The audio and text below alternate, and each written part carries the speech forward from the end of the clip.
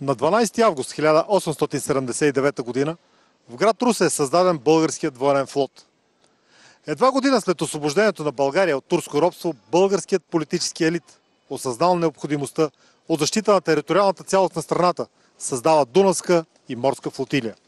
През изминалите 141 години родните моряци неотклонно бдят и бранят независимостта и териториалната цялост на страната. Незабравими са военните им победи, постигнати срещу враговете на България. В разгара на Балканската война българското разузнаване разбира, че Турция се снабдява с германски оръжия и боеприпаси по море, с курсове от румънското пристанище Кюстенджа до Истанбул. За да пресече доставките на 21 ноември 1912 г., българският флот влиза в директен морски бой с турския. Боят е безпощаден и от упор. В разгара на сражението миноносецът Дръзки торпилира водача на турските военноморски сили, огромния крайцер Хамидие. Гордостта на турския флот е полуразрушен с пробойна от 10 квадратни метра на носа.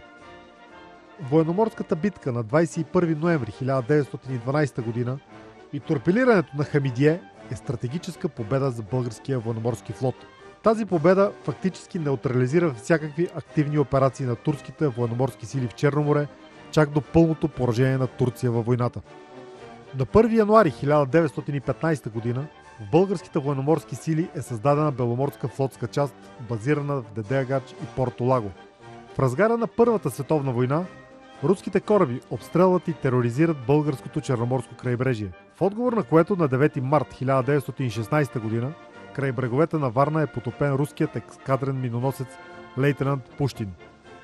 На 25 май 1916 г. българският флаг е вдигнат над подводницата Подводник 18. В хода на световната война подводницата преодолява минните полета и извършва разузнавателна дейност край бреговете на Добруджа. Прогонва две руски подводници от Добруджанския бряг и спасява град Балчик от бомбардировката на руския военноморски флот. Многократно прогонва и обстрелва враговете, дръзнали да приближат българския бряг. Между 5 и 7 септември 1916 г.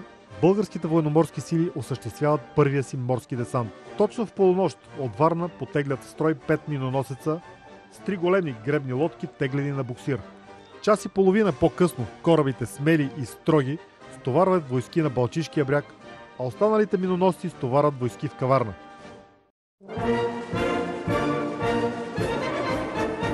Паниката и деорганизацията, предизвикани от дебаркирането и устрената атака на българската пехота в ранните часове на деня, довеждат до деорганизация и паническо бягство сред румънските войски. След мълниеносното превземане на Балчик от българските десантчици, на 13 декември същата година отряд руски кораби започват бомбардировка на българските части и целия град. На помощ на защитниците се включва българския морски флот.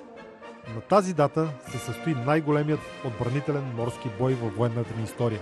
В касапницата на насрещния бой, освен флота, участват и бреговата морска батарея, самолети и подводницата Подводник 18. След дълъг бой нападателите все пак са отблъснати, а българските моряци се покриват със слава.